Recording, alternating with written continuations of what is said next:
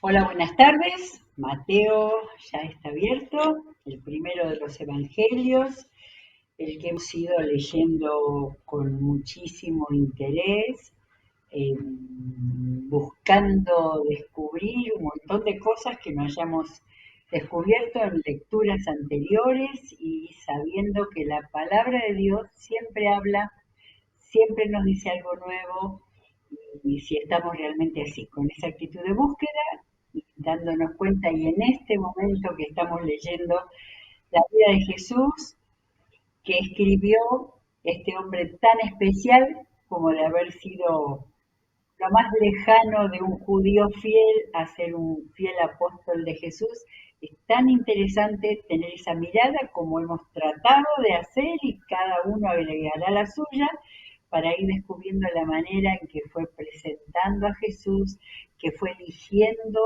los momentos que recordaba porque fue apóstol, estuvo ahí y que también podía haber agregado, quizás de la lectura de Marcos, como se cree que Marcos fue el primero de los evangelios, y de todas las cosas que no sabemos, pero que nos han quedado acá en este evangelio maravilloso.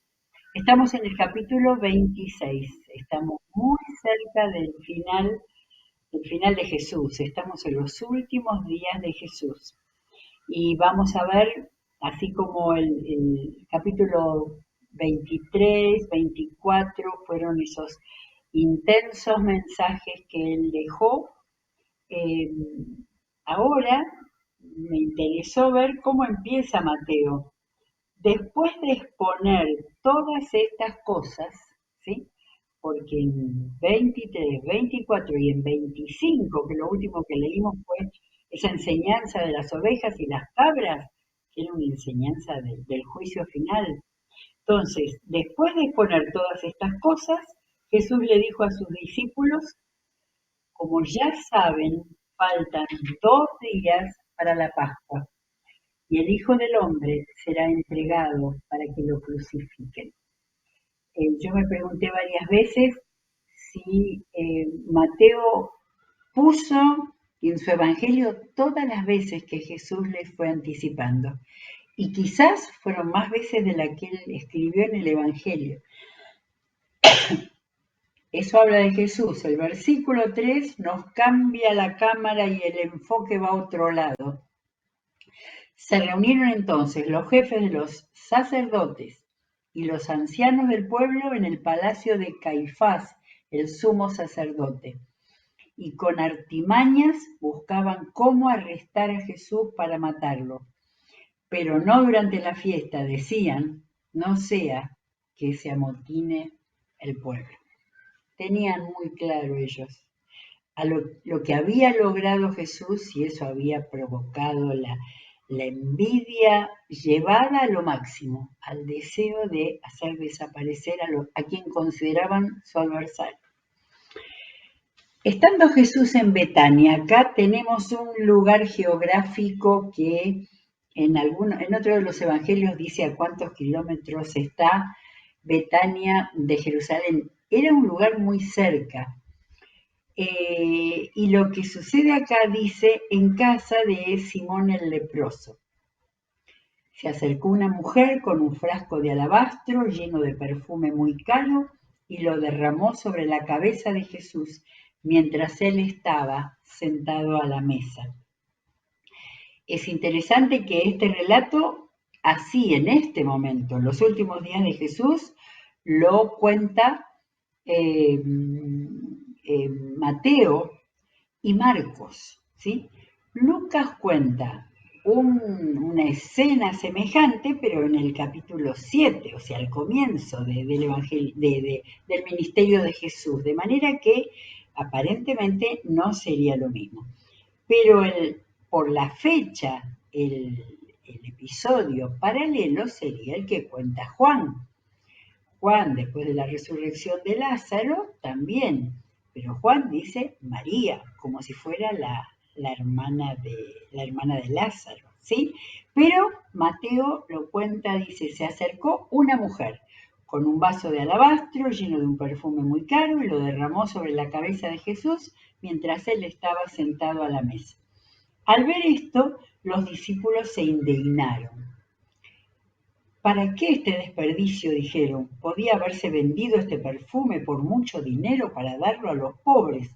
Ahora, esto, los discípulos se indignaron, ¿eh? No era solamente Judas. Consciente de ello, Jesús les dijo, ¿por qué molestan a esta mujer?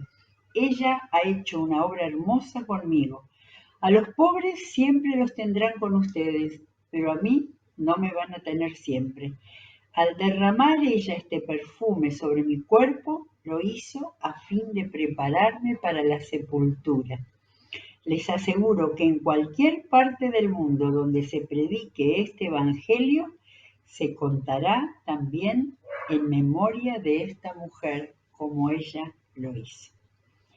Esta escena en Betania, tan sencilla, que ha circulado tanto, es tan importante. Jesús estaba a un paso de su muerte y sin embargo su preocuparse, su recibió lo que significó y es más, le dio la significación, ¿no? De que ese sería un perfume sobre su cuerpo para prepararse para la sepultura.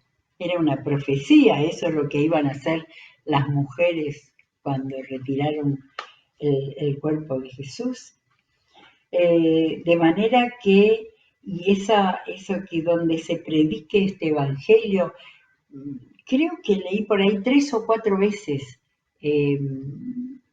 Mateo usa la palabra evangelio, ¿sí? En los otros evangelios también aparece que esto está escrito en griego y en griego decía donde se prediquen estas buenas nuevas. La palabra evangelio es una palabra griega que ha pasado al español y la usamos como si fuera de origen español.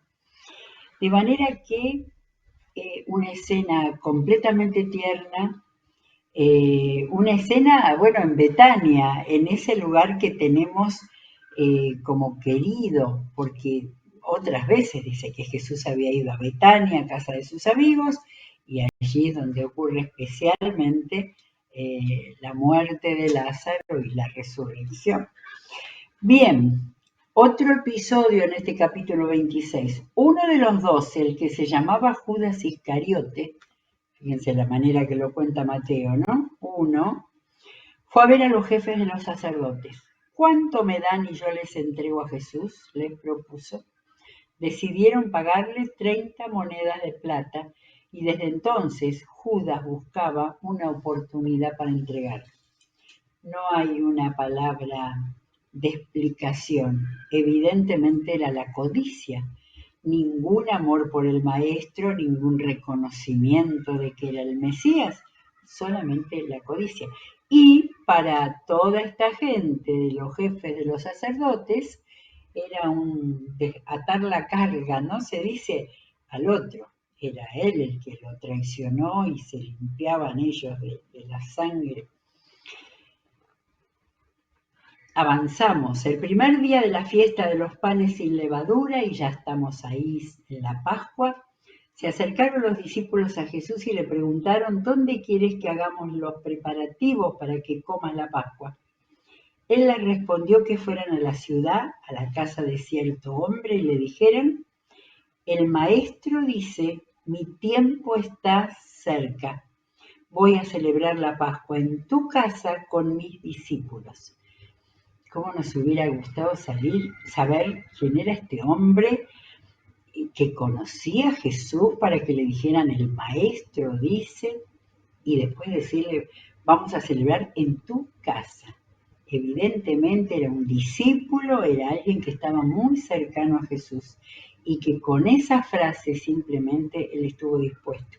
Los discípulos hicieron entonces como Jesús les había mandado y prepararon la Pascua. Y llegamos a la noche. Al anochecer Jesús estaba sentado a la mesa con los 12. Mientras comían les dijo, les aseguro que uno de ustedes me va a traicionar. los distintos relatos de la última cena tienen algunas diferencias, ¿no es cierto? Pero quien quiera haga un repasito para poder verlas. Ellos se entristecieron mucho y uno por uno comenzaron a preguntarle, ¿acaso seré yo, Señor? No dice nada. Sí, no. Sí, Judas también preguntó, iba a decir, Judas no dijo, pero porque dijeron uno por uno.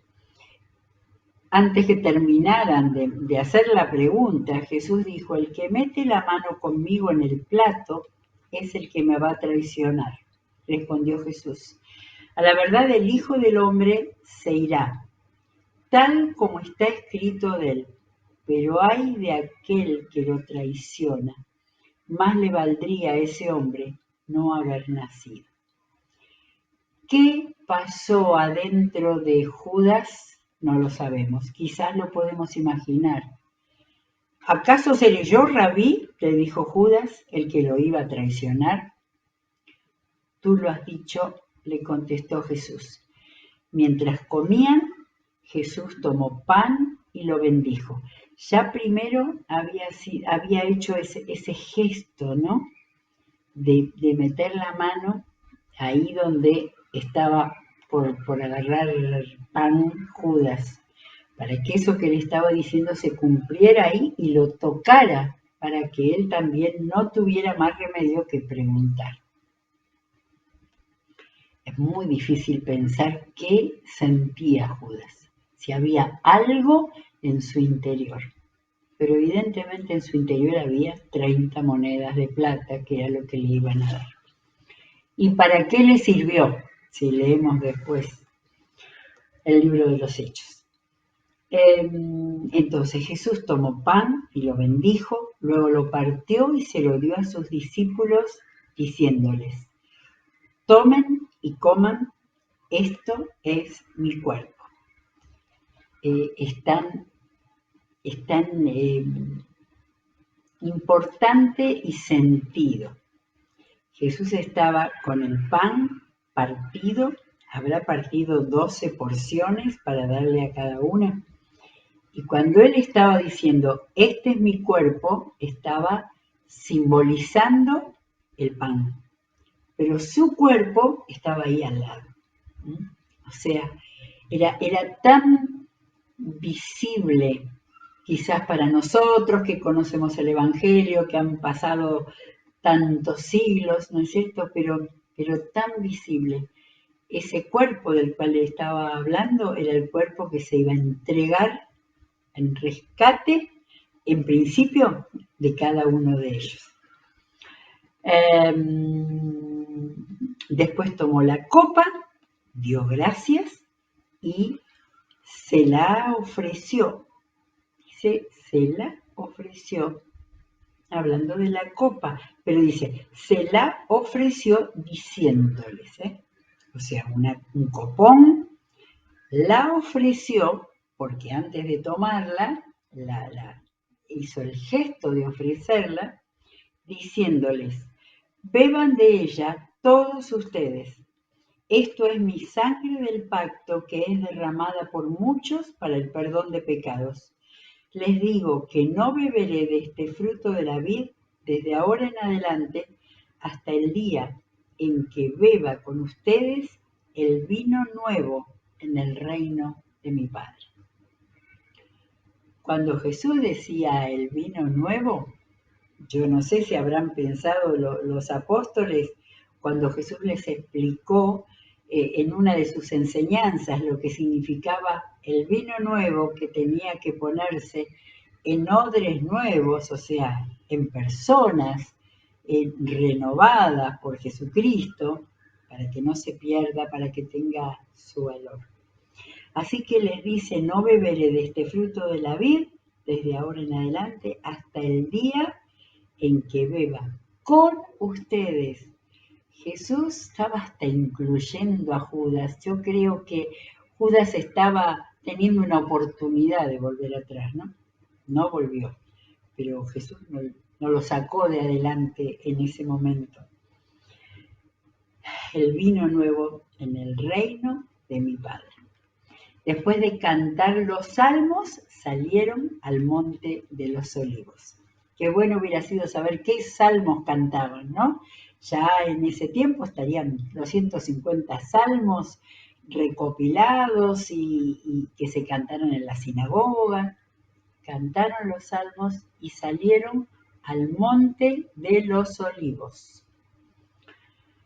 Esta misma noche les dijo Jesús, todos ustedes me abandonarán, porque está escrito, heriré al pastor y se dispersarán las ovejas del rebaño. ¿Saben lo que Jesús citó? Zacarías 13:7. Despierta espada contra mi pastor, contra el hombre en quien confío. Hiere al pastor para que se dispersen las ovejas y vuelva ya su mano contra los corderitos. Un muy triste pasaje de Zacarías. Zacarías es anteúltimo profeta, profeta muy de los últimos días y muy del Mesías. Profecías que ahora entendemos que se referían al Mesías. De manera que acá empieza un tiempo completamente emocional, donde Jesús sufrió todas las emociones de un hombre total, como lo era, Dios hecho hombre, Dios encarnado. Todos ustedes me abandonarán, pero después de que yo resucite, iré delante de ustedes a Galilea. Como veremos después, no escucharon, ¿no? ¿Qué tema eso? Cuando no se escuchan cosas que están en la palabra y ellos, aunque no pudieran percibir de qué iba a pasar después, pero no tenían muy claro de que iba a resucitar. Acá aparece Pedro, aunque todos te abandonen, yo jamás lo haré. Te aseguro, le contestó Jesús, que esta misma noche, antes de que cante el gallo, me negarás 3 veces. Me parece sentir la tristeza con la cual Jesús dijo tanto lo de que todos ustedes me abandonarán, como la que le dijo a Pedro que me vas a negar 3 veces.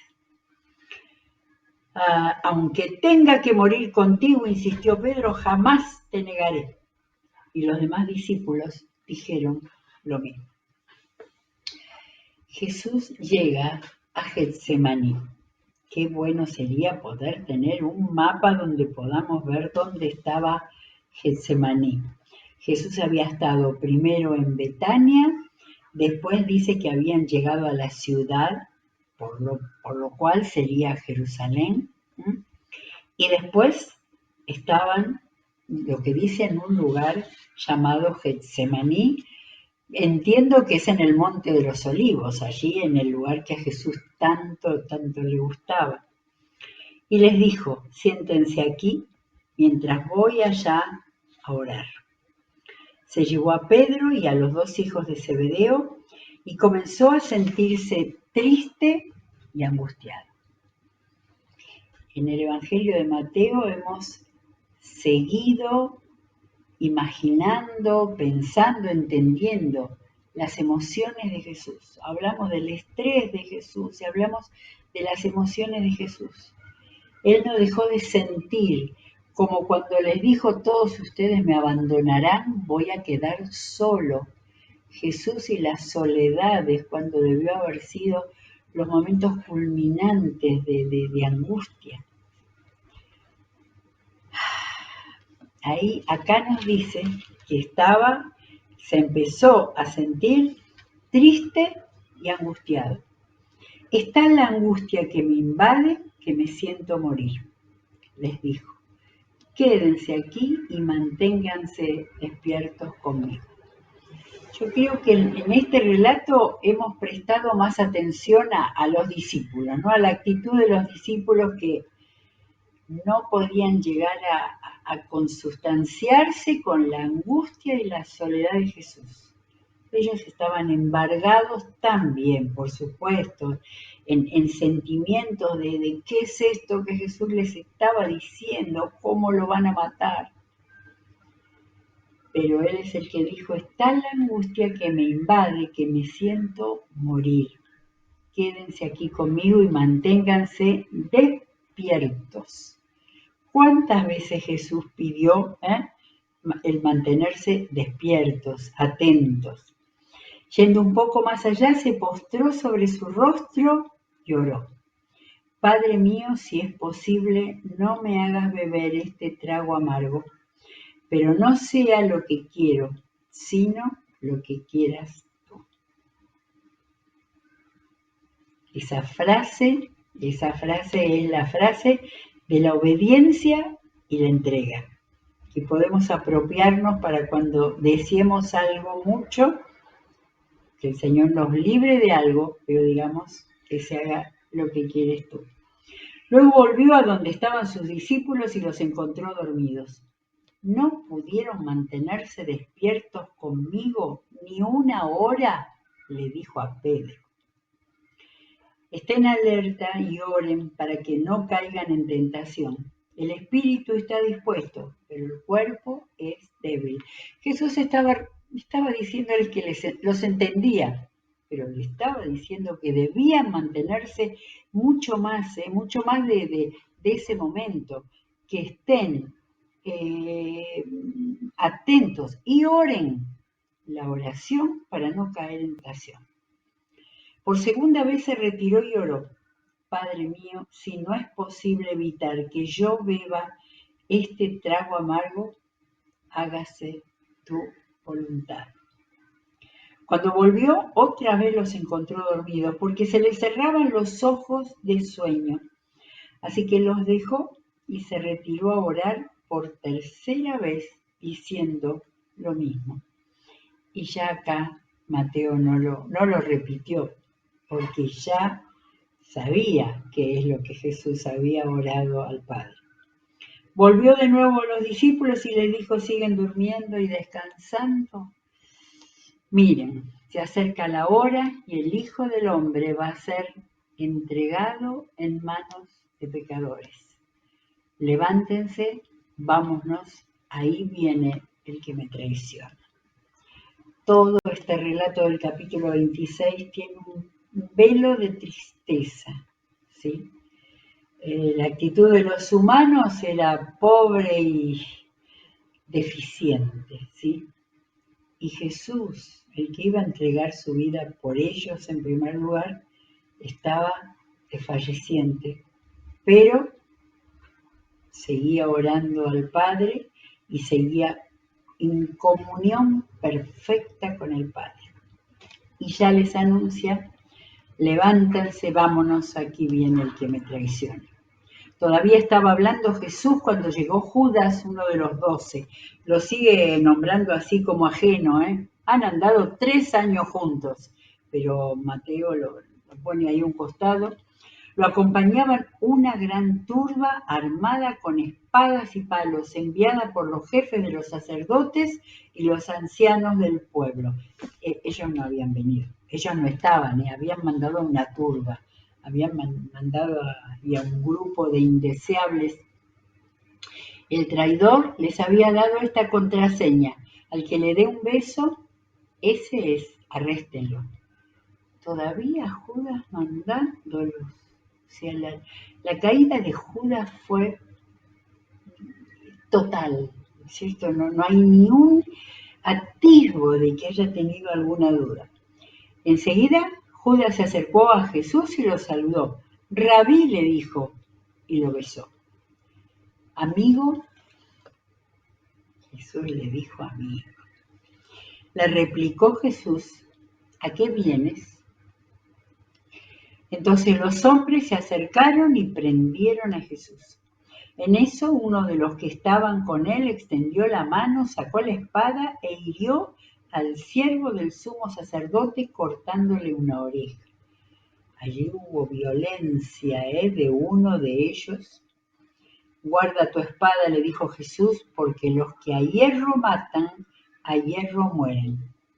¿Crees que no puedo acudir a mi Padre y al instante pondría a mi disposición más de 12 batallones de ángeles?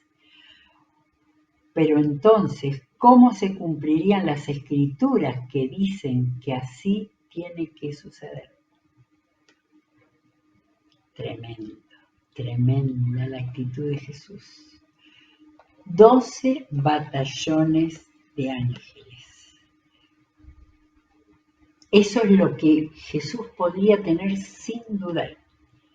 Pero él estaba siguiendo las profecías de las escrituras que marcaban que eso tenía que suceder de esa manera. Y de inmediato dijo a la turba: ¿acaso soy un bandido para que vengan con espadas y palos a arrestarme? Todos los días me sentaba a enseñar en el templo y no me prendieron. Pero todo esto ha sucedido para que se cumplan lo que escribieron los profetas. Entonces, todos los discípulos lo abandonaron y huyeron.